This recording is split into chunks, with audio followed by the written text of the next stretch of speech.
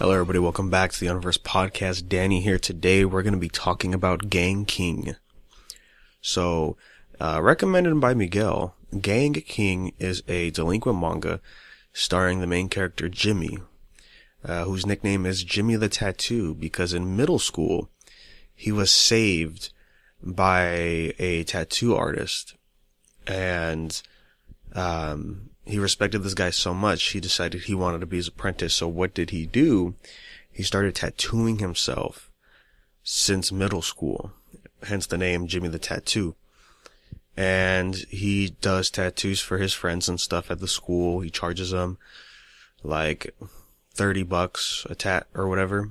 And his goal is to save enough money to go to the United States to become that tattoo artist apprentice. And when we see him, it's interesting because he goes pretty far, right? He's getting like the full body tat. He's got from the chest all the way down on his left side and down to his arm as well. However, because he tattooed himself, it's only like the front of his arm. So if you check out the back of his arm, it's still incomplete because, he can't reach it.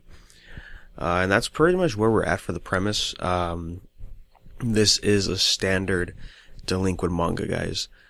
Great characters, fantastic art, and great storylines involving these characters, and of course the little gags here and there. I recommend it. Unfortunately, what's translated is nowhere near the end, is what I think. There's only been like 56 chapters. Last update was 2016, so that sucks. Because I was really getting into it, man. I was like, this is okay, the premise is, he's not a delinquent by choice. That's just who he is. Like, not even who he is. It's just circumstance, of him wanting to be a tattoo artist. So, there you go.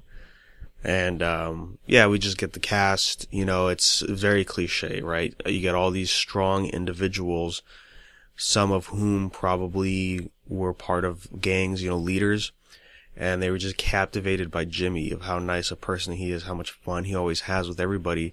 They decided to leave and join him for his crew, right? So now we have the main core, right? Like like Crows and Worst was like that. You would just have like these people who just became friends, always hanging around, and they were like the toughest of the tough. And I have to say, yeah, it's great, man. Pretty much anything I've ever said about delinquent mangas, it applies to this too.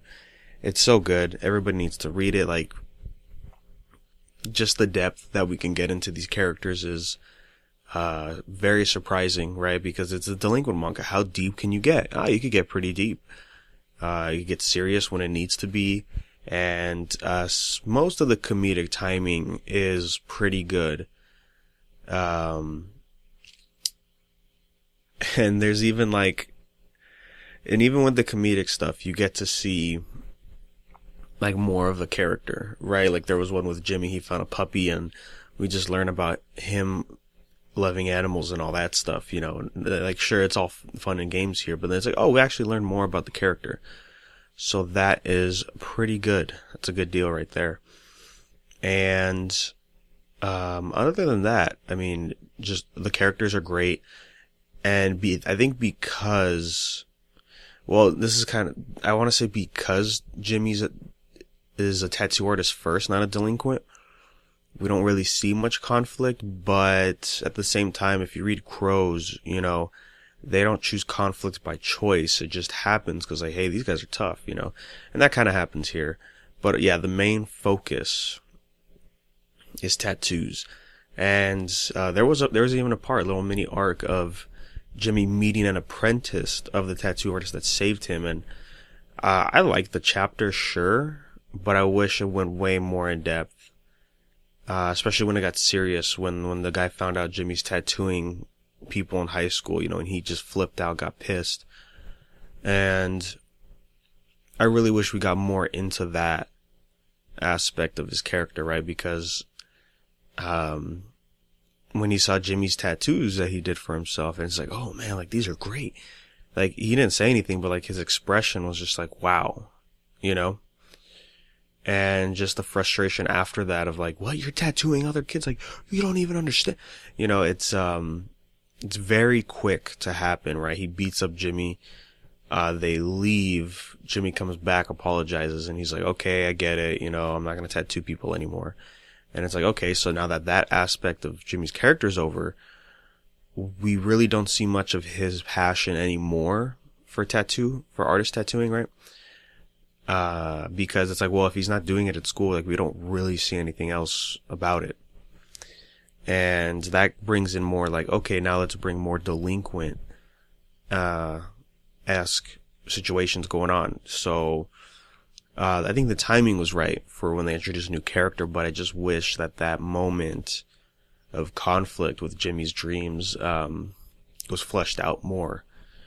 I think it would have been better because the writing can't get fleshed out. I'm going to give the guy props. He can do it, but just that one moment I think the most important part should have been handled, carefully. And I think other than that, I mean, everything else is pretty much what I love about delinquent mangas. The camaraderie, artwork, like I said, the comedic stuff's great too. But of course the best stuff is character to character interactions, right? We get into some personal situations. It's always good stuff, man. And the art complements this very well. It really does define what a delinquent manga is, right? When they have clashes, you could feel the tension in the clashes, and just the way the shading, line art, and all that stuff goes with it. It's really good. I just wish, I got translated more, but it's one of those situations. It's like, yeah, fan translations, and well, if it's not picking up traction and I have other things to do, I'm just not going to translate it, right? So that sucks right there. But do give it a read, read what's out there. I think it's pretty good.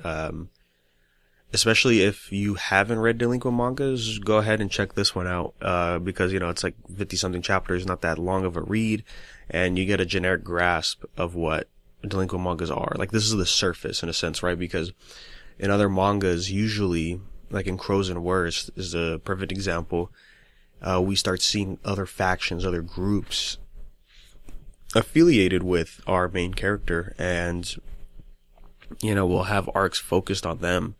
And like they have their own stories and stuff. We flesh them out more. And sure, every now and then they'll interact with the main character, but it's that world building. And this is the kind of world building I do like. Because sometimes I'm like, yeah, well, sometimes I don't care about the world unless the main character's in it. But here, it's like, oh no, I want to see what these other people are doing. Like the front of armament in Crows at Worst, like I've always wanted to see them do stuff, even though they're not main characters, And here we don't really get that much. We get a little bit of it. So that's again, like, this is kind of like surface level depth of delinquent mangas, I think. So definitely check it out. Again, 56 chapters. They're not even that long. I'm pretty sure this was like a weekly run. And that's pretty much all I have to say today, guys, about Gang King. Thanks for listening, as always. If you have any questions, thoughts about the manga, you can always email us at unversedpodcast@gmail.com. Let us know your thoughts or opinions. And, of course, you could follow us on social media anywhere you go at Unversed Podcast. Stay updated on those episode posts. And, again, thanks for listening, guys. And, as always, we will talk to you next time. Cha-ra-ra-ra, cha-ra-ra-ra, cha-ra-ra-ra, cha-ra-ra-ra, chan cha-ra-ra-ra, chan cha-ra-ra-ra-ra-ra-ra-ra-ra-ra-ra-ra, chan chan。ジャックが仲間になった。